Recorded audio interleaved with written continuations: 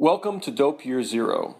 Welcome to the era of legal pot shops, cannabis farmers, and brand name marijuana. Welcome to the interregnum between criminal and customer. Welcome to a world where potency is calibrated in percentages and milligrams, which are measurements sort of like alcohol proof, but really in so many ways not. Welcome to the end of stoner culture with its glorious tie-dyed shagginess and half-clever puns and propensity to turn any word, really any word at all, into a slang expression denoting cannabis or the ingestion of same. Welcome to the telltale odor of the skunk of the botanical world. Welcome to government pot inspectors and gainfully employed bud tenders with health insurance and 401ks. Welcome to professional marijuana critics and cannabis connoisseurs who lord it over the rest of us with their insufferable haute pot snobbishness. Welcome to ornery old men who were once outlaw pot growers but are now just cranky farmers. Welcome to marijuana millionaires. May they spend their winnings wisely and not squander them on jade-inlaid leaf-shaped swimming pools, although that would be kind of cool to see.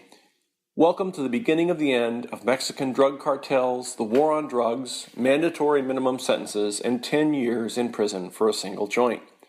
Welcome to the moment a political movement gives birth to an economic awakening. Welcome to unintended consequences and unforeseen problems, and maybe, just maybe, welcome to common sense and sanity. Welcome to the future. That is the voice of Bruce Barkat, who you might know from the cover of Time magazine. He is also the author of Weed the People, and hence the reason for being on the cover of Time magazine. He sits down with us and gives us a great overview of not only that book, but each of the other books that he's written, and of course, his background. And so it is the Bruce Barkat. Bruce, thanks so much for joining us. Sure, it's great to be here. You have had, I guess, quite a month here. You something called Time magazine, right? Yeah. Well, I had a book come out at the beginning of April, and the Time magazine cover story come out at the end of the month. So it's been quite a month for me here. So we want to kind of go back all the way back to the beginning. At the Seattle Weekly even. But we do want to kind of make sure that folks understand. Weed the People. When did you start to write that book? And when did then Time understand that they should feature you on the cover? Well, it's funny. This is one of those books that had like a lot of books, has a strange organic beginning. And it started really in November of 2012 when, I live here near Seattle in Washington State. And at that time, I was faced with a voting ballot that had marijuana legalization on the measure. And I was a guy who, pot really wasn't my drug. I hadn't really used it since college. I had two young teenagers. I had concerns about them getting greater access to it. And I was really kind of on the fence, leaning against voting for legalization. At the last minute, a friend of mine who happened to be a lawyer for the ACLU turned my mind, and so I held my nose and I decided to vote yes. The next morning I woke up, discovered that we had in fact legalized pot, and I wondered what in the world did we just do? So I really kind of started then and followed for the next 2 years trying to answer that question. What did we do here? I knew we changed history, but I wanted to find out if that was going to be a good thing or a bad thing ultimately. And you're talking about Initiative 502 in Washington State, and we've talked to others who were on kind of the activist side, but you on the voter side, you said that a friend kind of convinced you to make that choice. You do cover it in the book, but give us a little bit of Sure. It's funny. It happened on a Friday night here, and it was one of those after work, sitting around the dinner table drinking a glass of wine conversations, and we were talking about the upcoming election, and Initiative 502 came up, and my friend Linda asked me how I was going to vote, and I said, well, I don't know. I really don't like pot. I'm kind of leaning against it. And she said, what? Are you kidding me?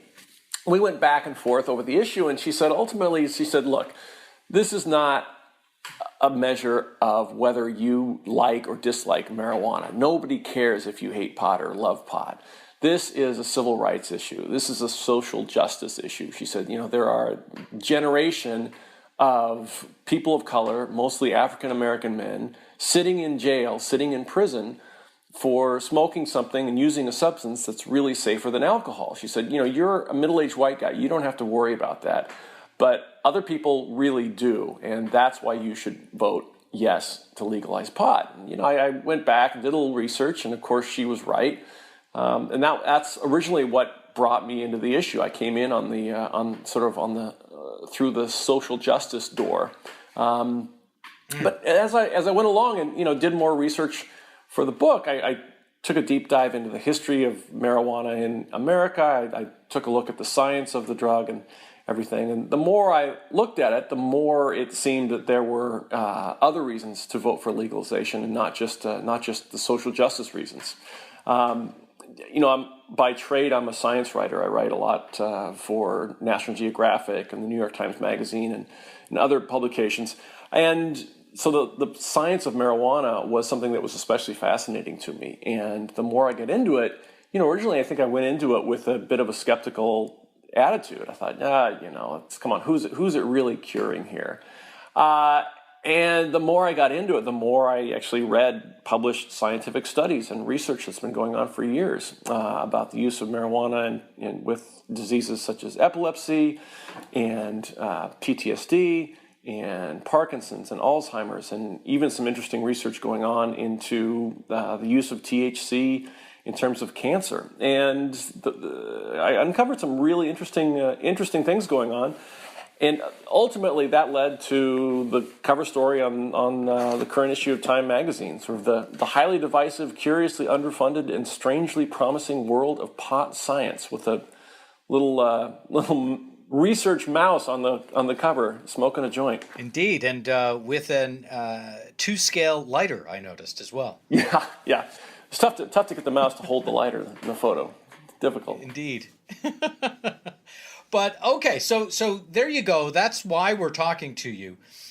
Let's kind of go all the way back, because you are not, someone that necessarily was absolutely going to write this book from the get-go. You mentioned that you had a fair amount of skepticism. You had a fair amount of skepticism even after you voted. Yeah, I realized that at a certain point, I realized that put me in actually a fantastic position to write the book, because I thought, I think that as this legalization movement continues forward, and it has continued forward, and I think it really will move into many more states before too long, I thought, there are going to be a lot of people in those other 48 states besides Colorado and Washington who are going to want to know, how is it actually working out? How is it playing out on the ground, in your community, in your house? What does it actually feel like to live in a legalized state?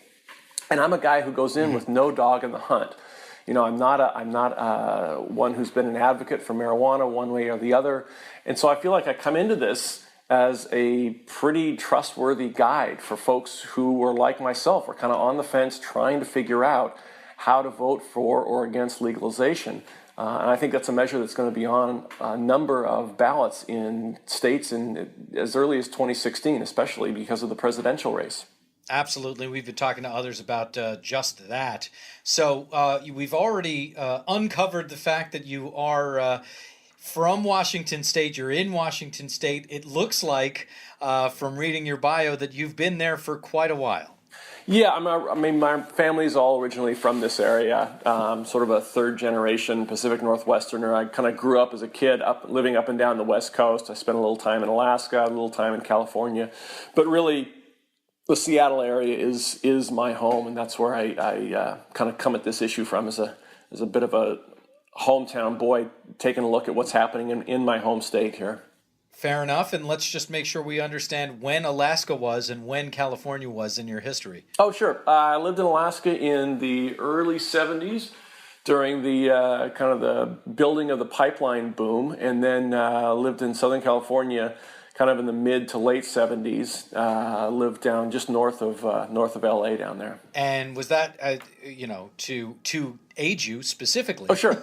Oh, was that during your childhood? I think I was. Yeah. I'm currently 48 years old, planted firmly in the middle-aged soil here. So that was I was 6, 7, 8 years old, I think, in Alaska, and then early adolescence in Southern California.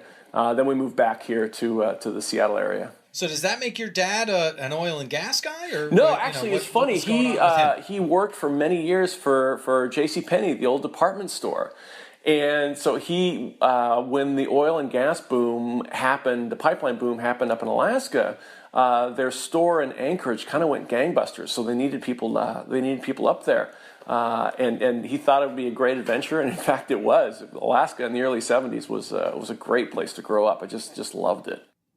And, give us a sense. I mean, I remember Florida being built, as an East Coast guy. It had to be kind of truly the wild, wild west when you were there in the early 70s, I would imagine. Yeah, it was. Alaska still, to a certain extent, is. I mean, you get up there and you realize you're pretty much on your own in Alaska. I mean, it was really nice because everybody would help each other out constantly. I mean, you especially in the winters up there, if you saw somebody broken down by the side of the road, boy, you stopped and helped them out because they could die overnight there. But it was also a time where, the city of Anchorage was still getting built. And it was, a free-range childhood in the 70s. I mean, we would cross-country ski to school. We'd ice skate at recess. We'd basically, get turned out in the morning and come back when it started getting dark. We were running our own,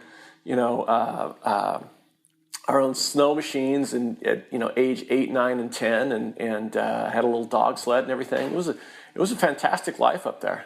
That sounds great.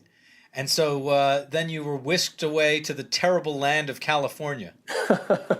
Yeah, we didn't like California as much as we did Alaska. We were sort of outdoor folk, and we kind of ended up in the suburbs of Ventura County down there, which was fine, but it really wasn't our scene. I learned to surf down there. That was one of the great things that came out of our Southern California years. And I still have an old beat-up surfboard I'd take out every once in a while here. But, we were in Southern California in the late 70s, and as a kid in middle school in the late 70s, I don't know, that wasn't the greatest place in the world for me. Junior high isn't the greatest place in the world for anybody, really. But anyway, we moved up to... I was going to say. Back up north to the Puget Sound area, just as I was entering high school. Okay, and just before we get up there, what's the key to catching a wave?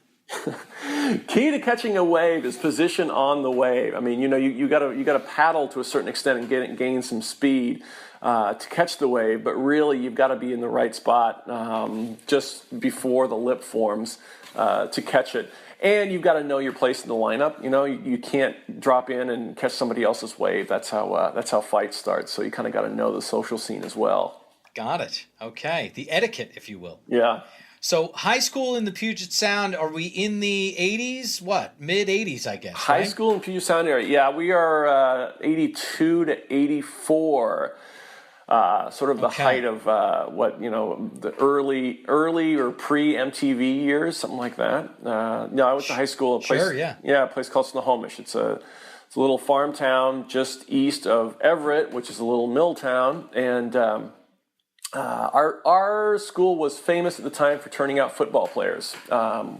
We have a lot of college and pro coaches come out of that area, and a few pro players as well. But I was... Give us a name or two. Tom Cable, the former coach of the Oakland Raiders and current, I think he's offensive line coach of the Seattle Seahawks, was a high school classmate of mine. Dennis Erickson coached the Miami Hurricanes to a national championship. I'm not sure if he was a classmate of my folks's, but he came out of Everett. I think a couple other coaches from around there as well.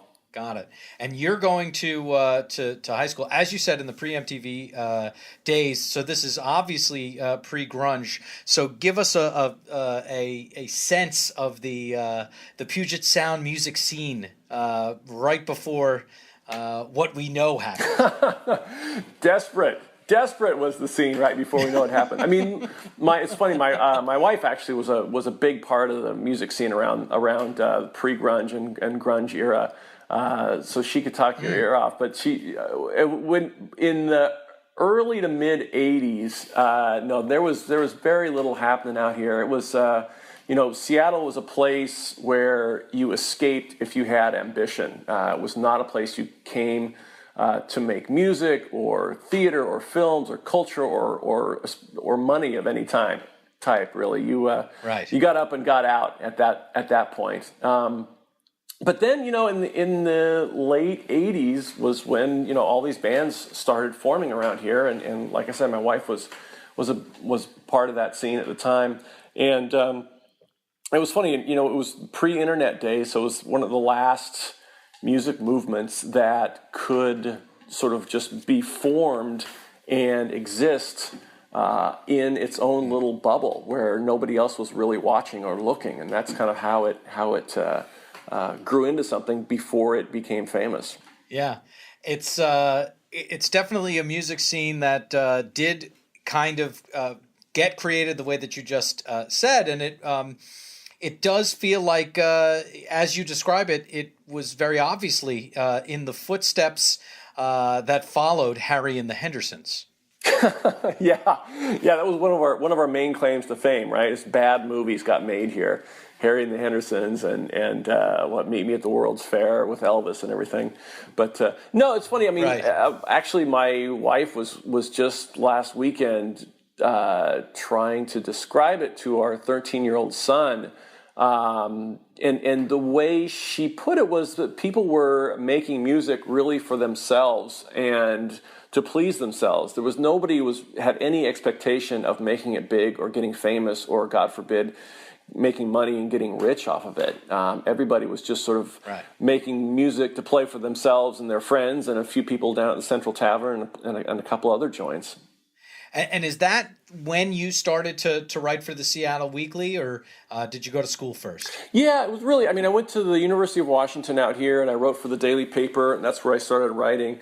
I went back to New York for a year and did a couple internships back there at some magazines.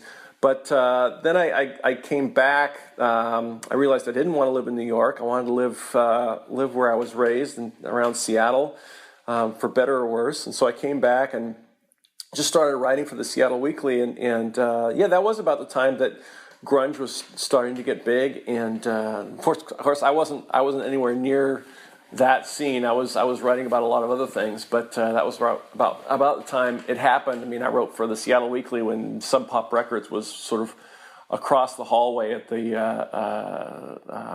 building there on where was it? It was First and.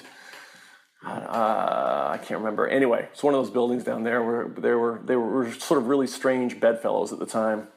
Indeed, and for music fans, they're salivating. Well, you brought up your wife a couple times and being connected to the music scene. Let's just get it out of you. What was she doing? What did she do? Sure. Her name's Claire Dederer, Dederer, and she's a writer as well. She's got a memoir called Poser that was popular a couple years ago. She's working on another one right now. And she wasn't in any band that made it big, but she was. All of her friends were in the music scene. Her brother actually was in. He was the guitarist for the Presidents of the USA, who had a huge album about 10, 15 years ago or so. Indeed, I remember it very well. And, oh yeah. I've listened to it many times, so she can please pass along the word. I'm a big fan somehow. Oh, terrific! Yeah, no, it was and that was one of the examples she used when she was talking to our son. It was like, look, Uncle Dave was just playing with his friend Chris. They were, playing open mics and joints around town and coming up with these funny little songs, and all of a sudden they got together with Jason, their drummer, and Conrad, their producer, and turned out this album, and it just went huge. She said, and part of that was that it was great music, but also there were A&R people just scouring the city for signing any and every band at the time. And that's how we know that peaches come from a can. They were put there by a man in a Absolutely, factory downtown. absolutely. Peaches, Lump, all the rest. Yeah. It was funny. That album was big around the time I met Claire and we got married. So it was a really funny time. I remember she went out one day and had to find a dress because she was going down to the Grammys she got one of the tickets from her brother. So that was a memorable day. Very cool. How did you meet her? How did you come in contact? We both worked at the Seattle Weekly. She wrote on film and I wrote on books, and so we were sort of two of the main critics for the paper, and we struck up a friendship, and that developed into something more, and ended up into a long, happy 18-year marriage, I guess, at this point. There you go. Congratulations. Thank you. And what were you writing on? What books were give us that sense of culture at that moment? Sense of culture at that moment. Boy, I was covering anything and everything for the Seattle Weekly. I really hadn't developed or figured out what I wanted to write on. I was actually put together this weird little anthology of writing from the Pacific Northwest at the time. It's called Northwest Passages, and it's basically excerpts from pieces of writing dating from early Native American tales to all the way up to Tom Robbins and Sherman Alexie and folks like that. And just to give you a sense, nobody. It was one of the first anthologies that had ever been compiled of writing about the Pacific Northwest, because as with music, nobody was watching, nobody was listening, nobody cared about that corner of the country at the time. Seattle really had not become Seattle. Microsoft was just this little tiny software company over on the east side, and Bill Gates nobody knew who he was at the time, really. So that's kind of how I got into that. I ended up writing a book after that on Mount Rainier that was sort of a biography of the mountain, and all about mountain climbing, mountain climbers, and sort of the weird psychological allure of Mount Rainier on the region of the Pacific Northwest. And that book then propelled me into this strange career of writing about sort of outdoor adventure and environmental science, which has sort of sustained me for the last 15, 20 years or so. And that's where Outside Magazine comes in? That's where Outside Magazine comes in. Yeah, the editors read the Rainier book, which was called The Measure of a Mountain, and they liked what I'd written, and they gave me a couple of assignments. Those worked out fairly well, and I ended up writing for them full-time for about 10 years or so. It was a time when magazines were fat with .com ads, and everybody was assigning big pieces about mountain climbers and skiers and adventurers, and I had a great run with them. Really, a lot of fun, and met other writers at the time who were coming up, like Hampton Sides and others, and it was a really good time. Kind of a formative period for me, because the editors at Outside had just gone through a run of National Magazine Awards, sort of the Oscars of the magazine world, and their editors there really sort of trained me in finding good stories, finding strong characters, writing vivid scenes and action and moving pieces along. And that's really sort of where I developed my voice, and was sort of a finishing school for my writing there, those 10 years at Outside Magazine. So the most basic writer question I can ask you, you said they trained you in finding a good story. What are the keys? The keys are, you can have an issue, but if you don't have compelling characters, and usually characters in conflict in a certain spot or scene or time, you really don't have a great story. And that was what they trained me in. I've got a number of issues that I'd love to cover and write about, and they're just sitting in manila file folders here in my office, waiting for the right character to come along, and the character through whom I can tell that story. Back in the day, there was a lot of a lot of sort of eco-terrorism talk going on. The Earth Liberation Front was in full swing. This was probably 15 years ago or so, and I really wanted to write a story about them, but I couldn't really find a way in until I happened upon this guy who was sort of had become or made himself into their nemesis. His name was Barry, and Barry was sort of this strange, murky, secretive private detective based in Northern California, and he had made it his life mission to expose the Earth Liberation Front and sort of campaign against them and be a thorn in their side. So the story, became about Barry and Barry's obsession, but it was also a way to get at the Earth Liberation Front and what they were about, and both the problems they were exposing and also the problems of being sort of an extreme radical environmental group in the 1990s. So that was a good example of finding the right character through whom you can tell a story. I mean, I still get pitched a lot of issues from people working in the environmental world and elsewhere. And, they're good causes, they're interesting issues, but if they've got no character and they've got no real conflict over a certain ground, that's a story that it's not ready to tell yet. Mm-hmm. Well, Barry sounds like almost a Damon Runyon-esque character. Short of that, to stay on these basic writing questions, well, what makes a good character, First of all, you want them to be an expert in their field, right? Because they've got to have a certain amount of expertise.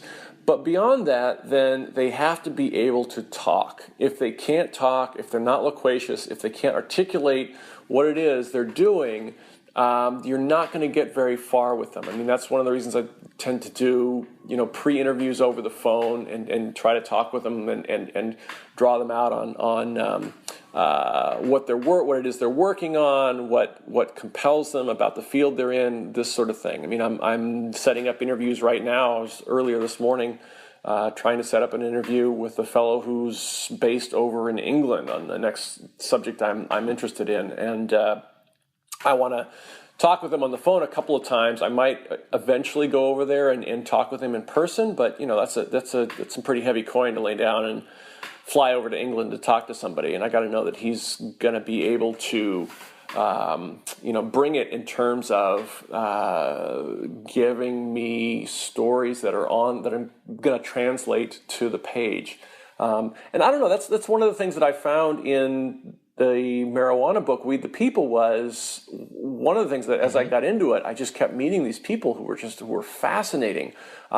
People who were for marijuana, people who were against marijuana, people who were entrepreneurs trying to get into this growing industry.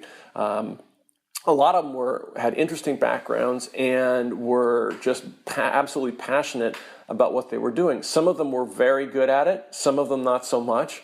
But a lot of them had the makings of really vivid characters who would translate well on the page. It is unbelievable how many wonderful characters there are in the space, and that's part of why we do what we do here with this thing. So as far as Outside Magazine, obviously that must have led to Nat Geo, right? That led to National Geographic. Yeah, it did. I mean, really, what led to Nat Geo is, it's funny. I've written 4 books, and books for most writers or almost all writers. A few books make money, and so for a lot of writers like myself, they tend to be both passion projects and loss leaders. In other words, you write a book in order to maybe take that next step in your career. And for me, I wrote a book called The Last Flight of the Scarlet Macaw that came out about 10 years ago or so. And it was about a woman down in the Central American country of Belize who was fighting a multinational corporation trying to save the last nesting ground of scarlet macaws in her country. It was a great little story. And, the woman at the center of the book is named Sharon Matola, and she actually created and still runs her own zoo down in Belize. She's a fantastic person and a great character.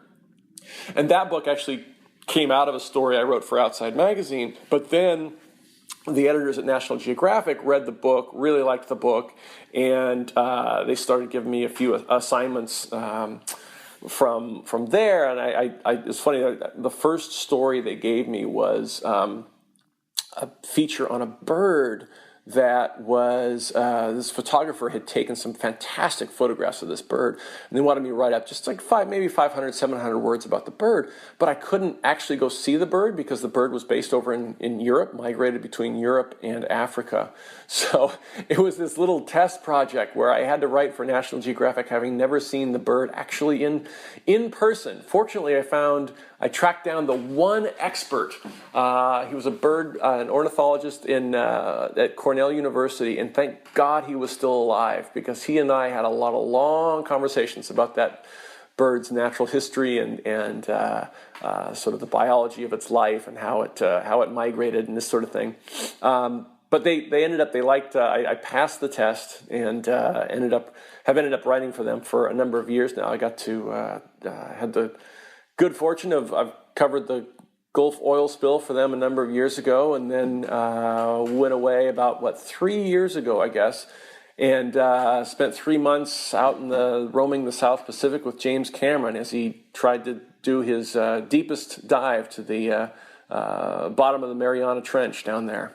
All right. Well, let's kind of unpack all of what you just said in terms of the progression between the books. Let's make sure that we cover that. So Northwest Passages, To the Measure of a Mountain, To the Last Flight, The Scarlet Macaw. So you did mention that you were doing work in and out of there. But as far as the progression through those books, what were your lessons learned along the way with just those three, leaving Weed the People out? It's funny, they maybe aren't the lessons that you would think I'd learned. One of the lessons was from Last Flight of the Scarlet Macaw was, to pick your characters carefully, and I did with Scarlet Macaw. It worked out just great. Sharon was a fantastic person to work with, a great character, and she was also a character who followed the drama, or who was in for the drama from the start to the end. I mean, one of the strange problems with nonfiction is you may find a character who's very compelling, and they're at the center of a certain drama, at the center of a certain conflict. But often, or sometimes, they will have entered the conflict halfway through, or they'll drop out halfway through for reasons that have completely nothing to do with the issue at hand. Maybe they had to go care for a sick child or a sick parent, or they moved to another part of the country. Well, Sharon was a character who was there from the beginning all the way to the end, and so it made for a great storyline. The hard lesson I learned about Last Flight of the Scarlet Macaw was that maybe setting your book in a Central American nation when you have a family living up in the Puget Sound region is not the greatest idea in the world. And I made 12, 14 trips down to Belize over the course of 2 years to write that book. And the pain of it was the flights never went on sale. Flights to Belize are like $734 round trip, and they never go on sale.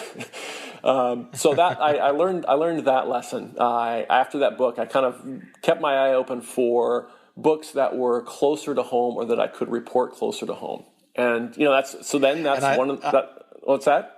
No, I was just going to say, I mean, it's funny to hear a writer say, books that were closer to home, but you actually mean physically closer to home. I mean physically closer to home. Absolutely. Yeah. Yeah, exactly. I mean, my wife's a writer too, and we have 2 kids, and so we can't both jet off halfway around the world to pursue whatever subject we want.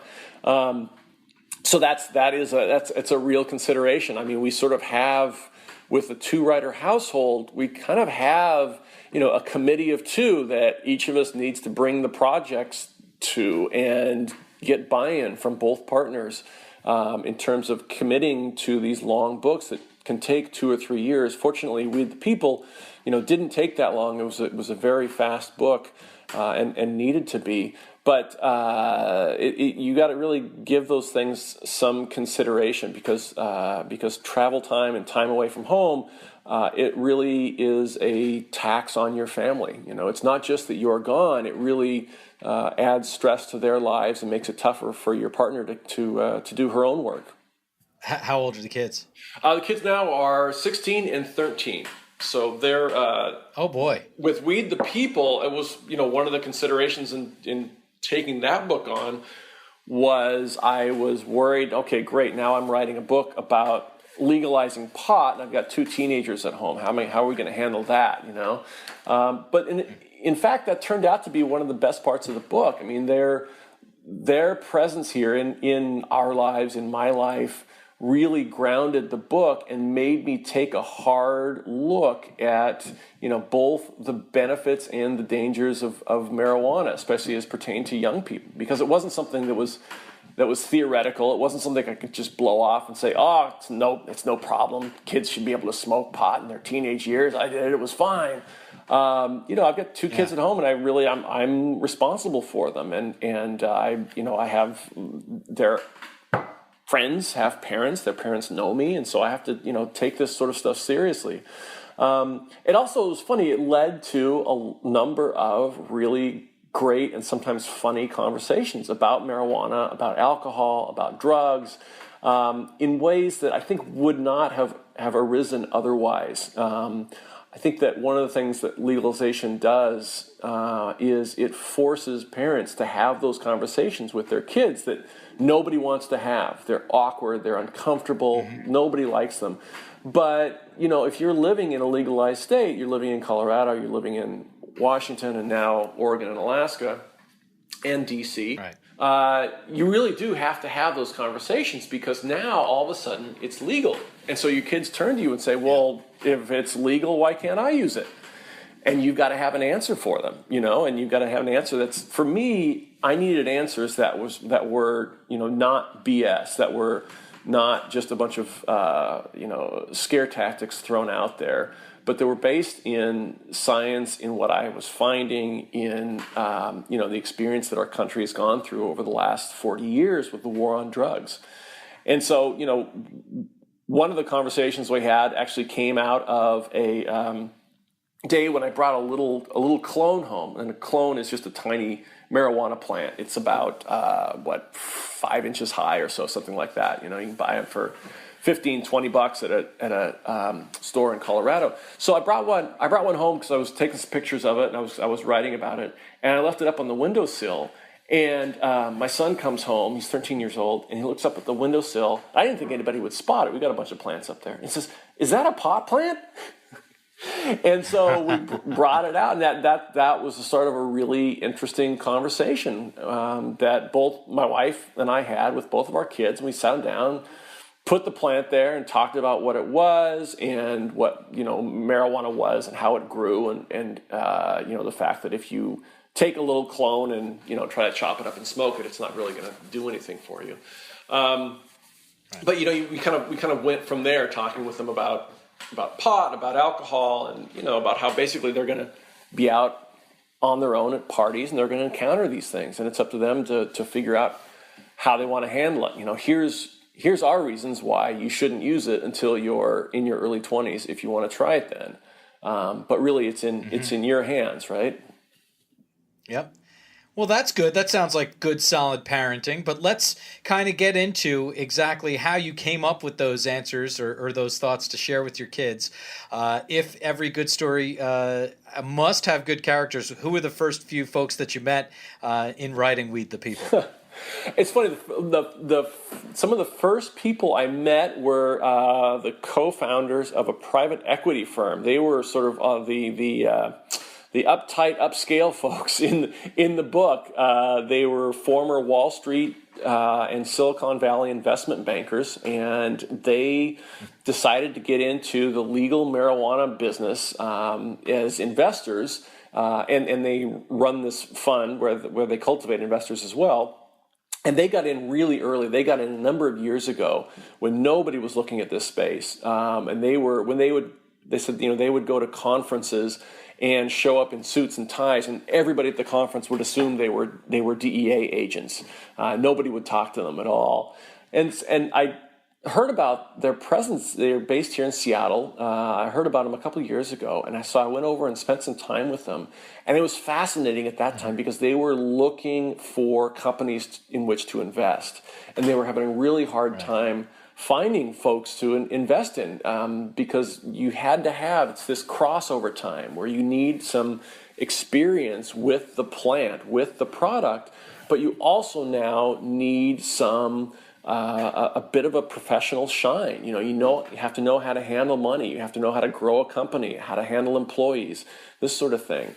And so those two qualities weren't in abundance at that time. They're much more easy to find now, but it was difficult to find at the time.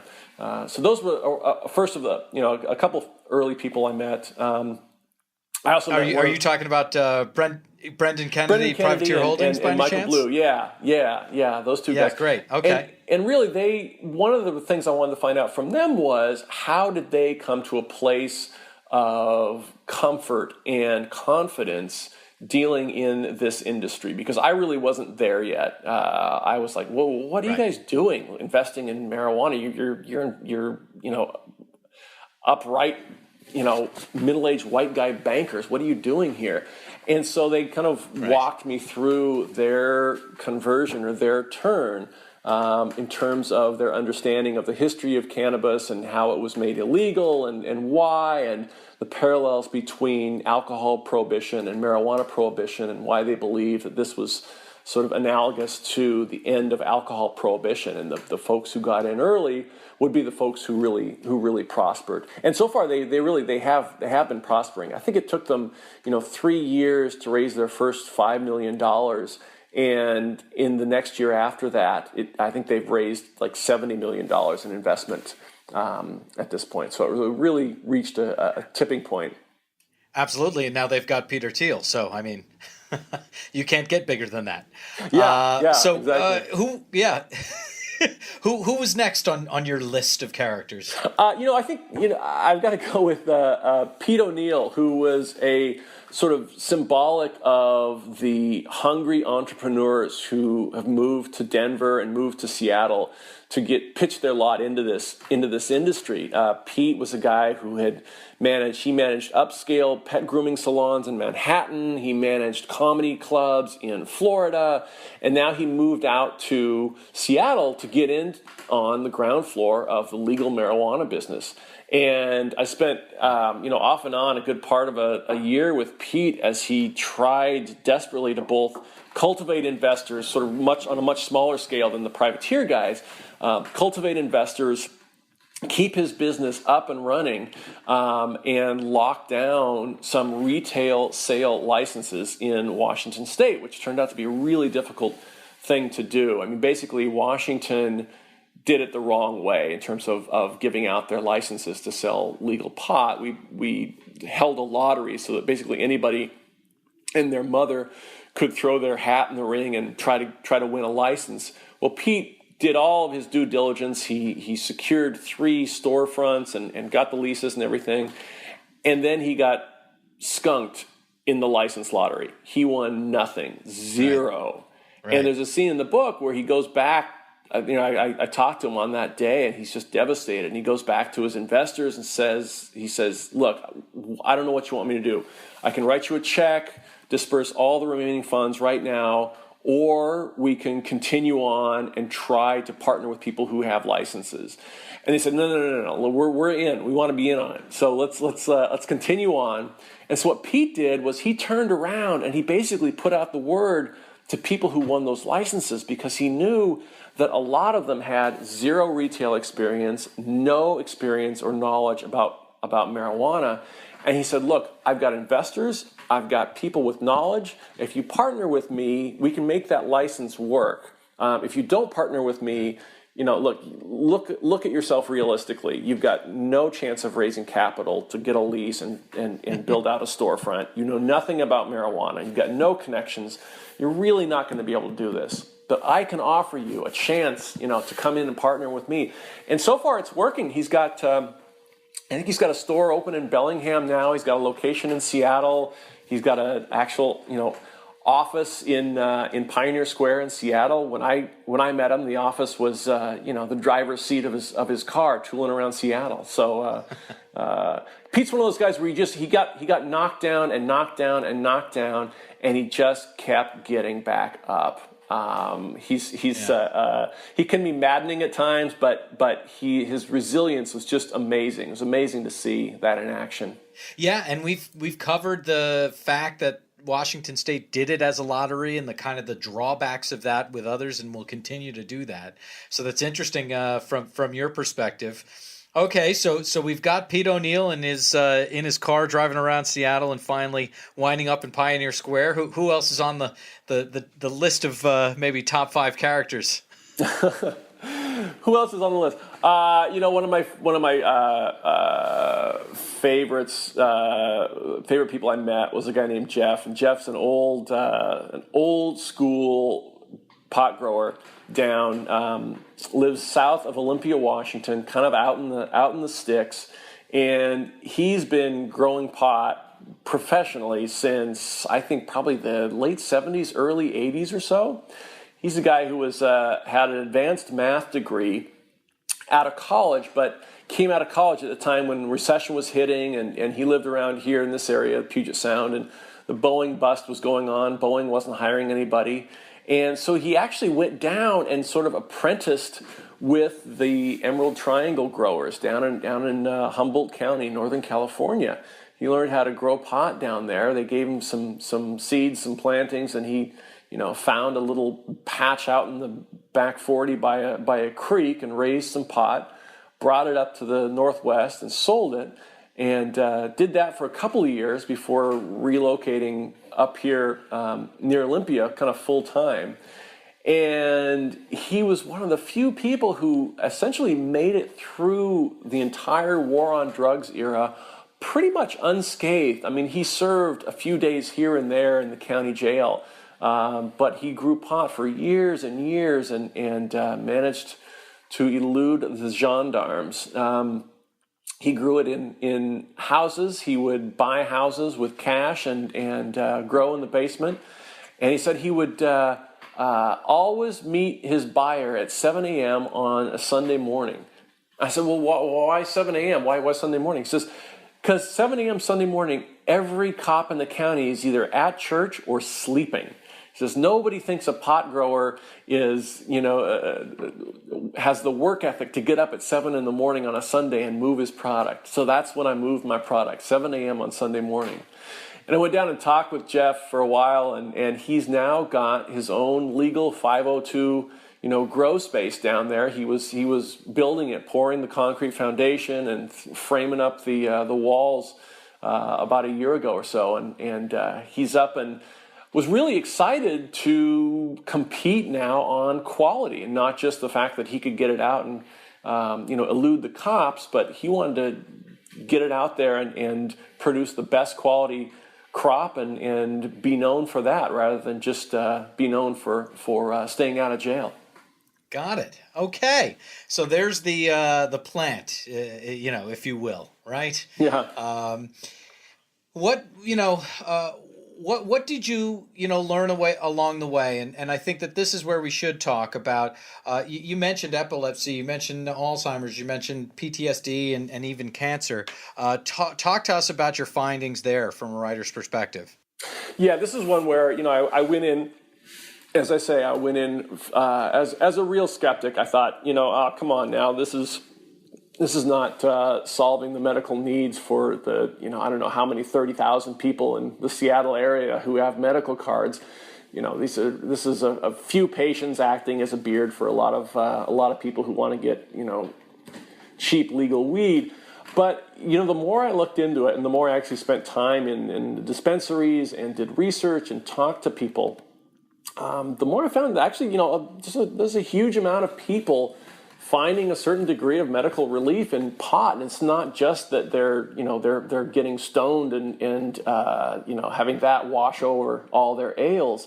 There are a lot of really interesting medically potent aspects to cannabis, to this plant, that we're just now discovering. There are some attributes in various cannabinoids. There are at least 70 or plus cannabinoids that have been identified coming out of the plant itself, and there's some of them that have interesting effects on memory and the extinguishment of essentially bad memories.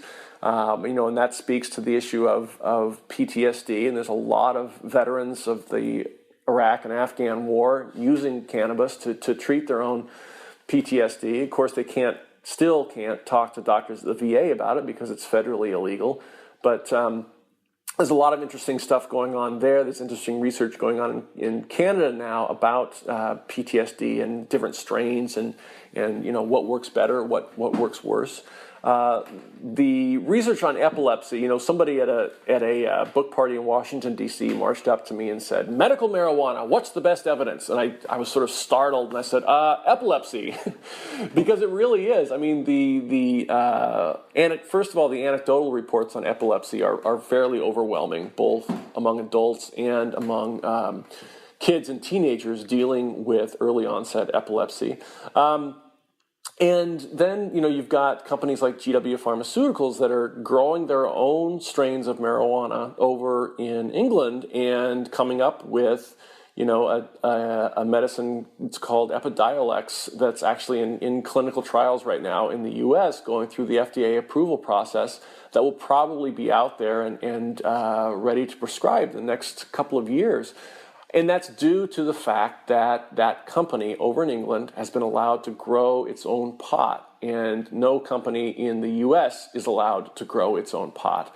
It's a huge difference, and it's something that sort of goes back to this idea that the federal government really has been suppressing medical marijuana research for decades now. And, it started in the 30s, went through the Nixon years, but really ramped up, sadly, during the Clinton years, where Clinton essentially, called for the Institute of Medicine, a federal body, to look into medical marijuana. They went away, came back with their report that said, essentially, this stuff actually seems to have an interesting and positive effect in certain areas.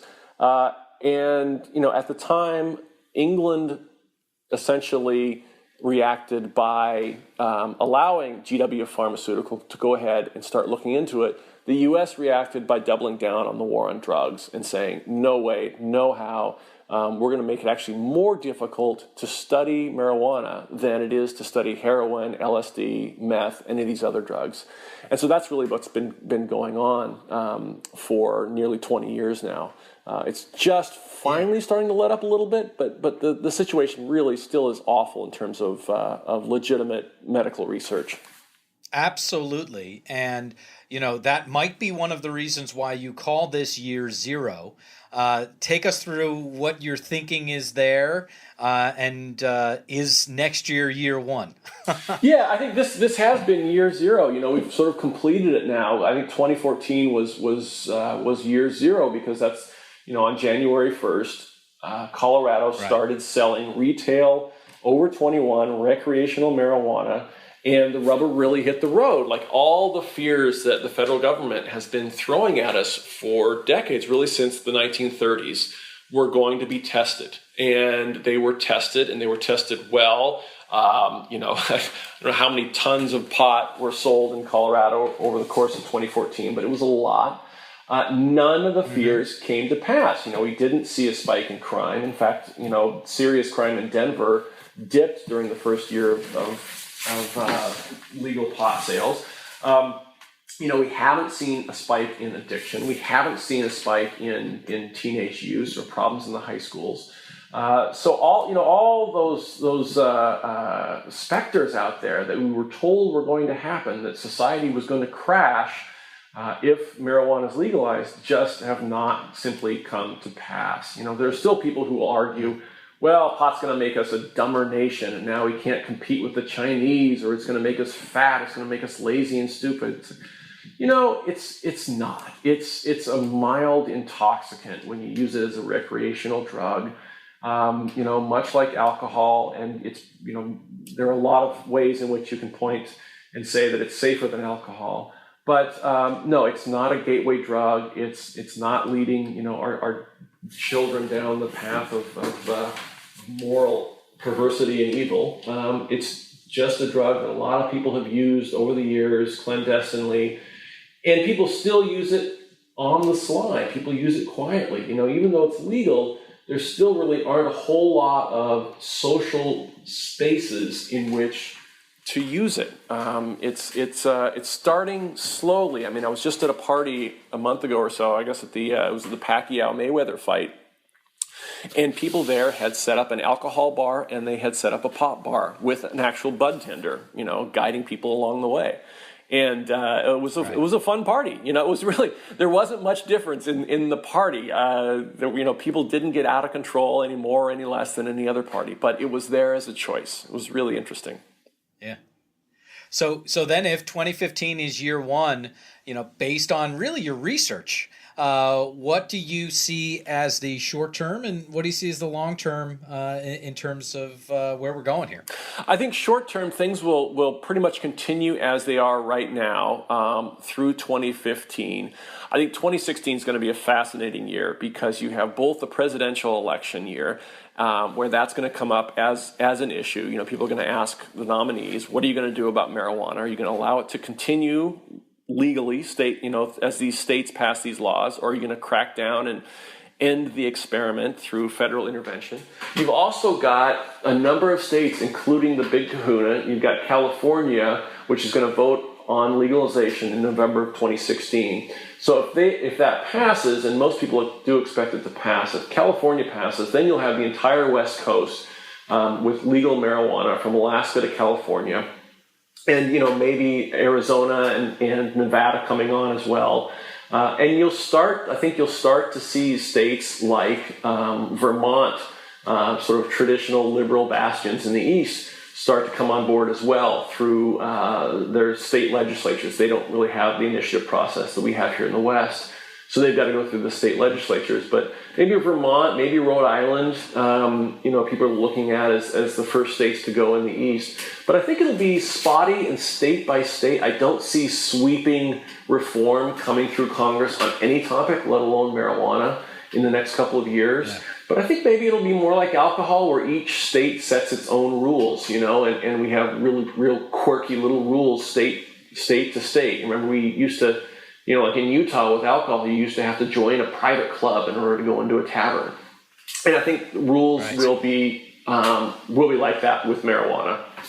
So I want to get to final questions, and I want to make sure that we didn't miss anything as far as Weed the People. But why don't I ask you? Did we miss anything? What else would you add as far as the overall context of the book?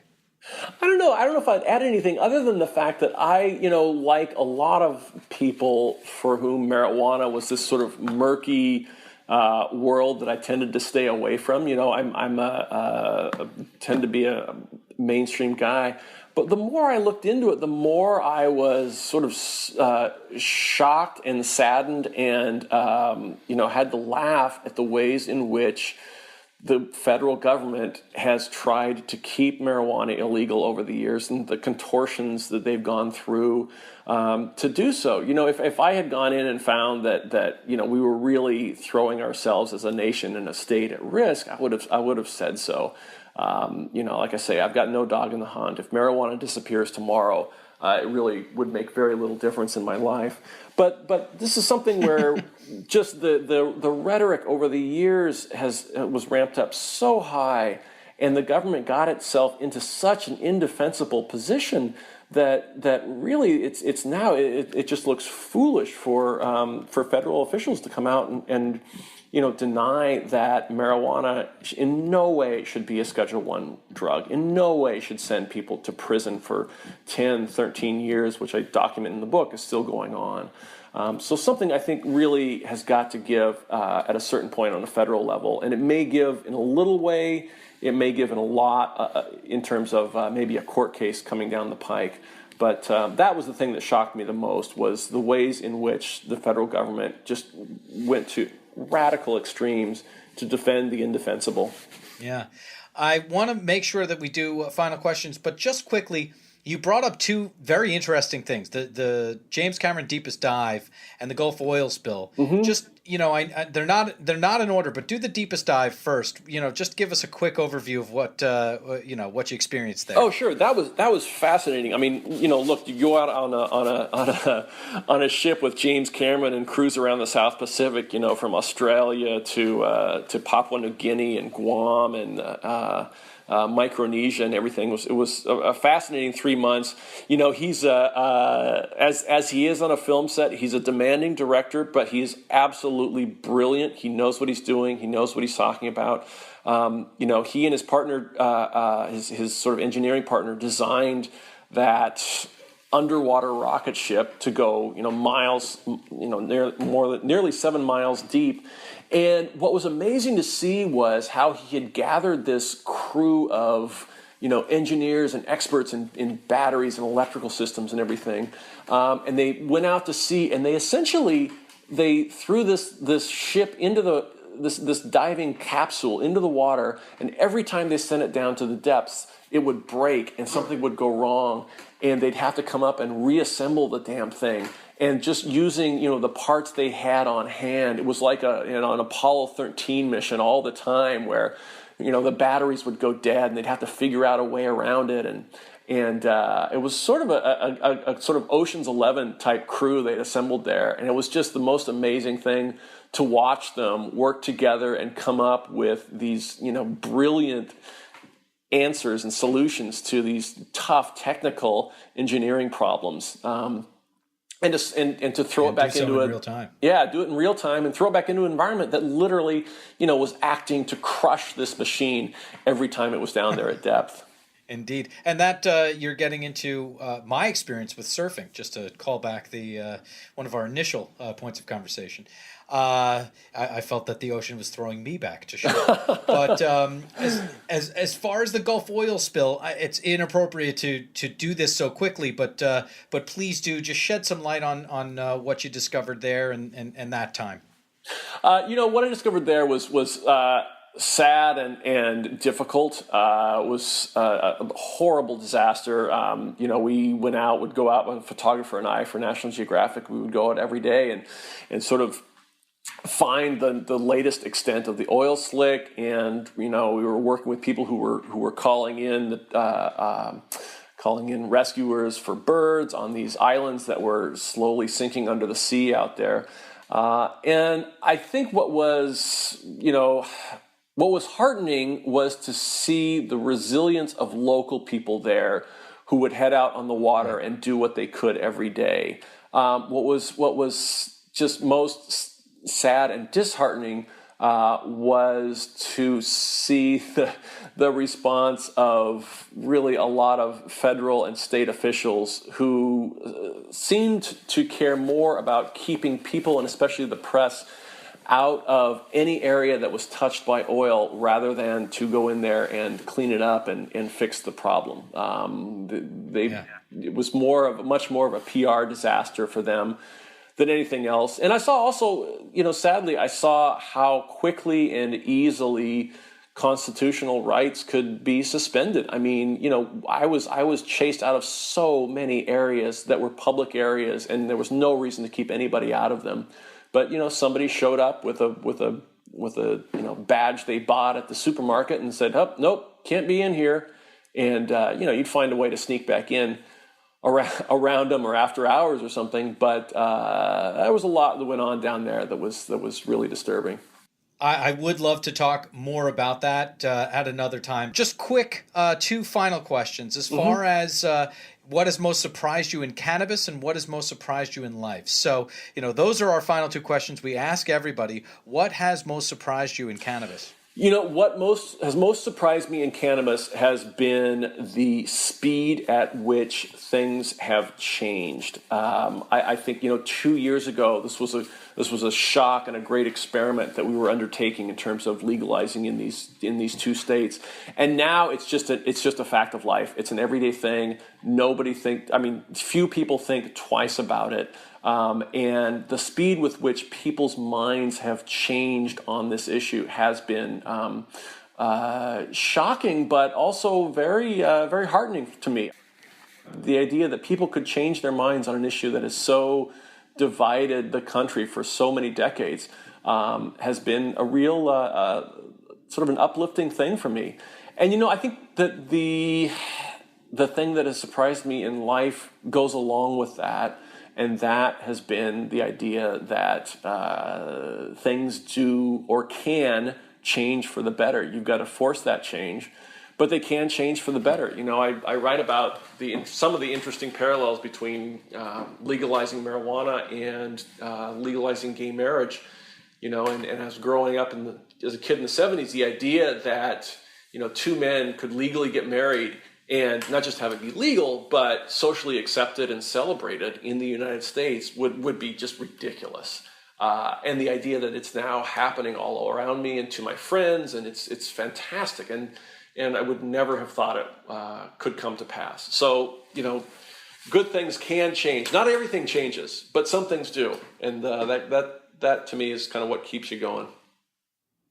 There you go. From Seattle and Alaska in the early days to Weed the People and a couple of fellowships. Bruce, thanks so much for giving us some time today. You bet. Great to talk with you. Thanks so much to Bruce Barkott for his time. And those fellowships that I mentioned were the Guggenheim Fellow in Nonfiction and the Times Scripps Fellow in Environmental Journalism.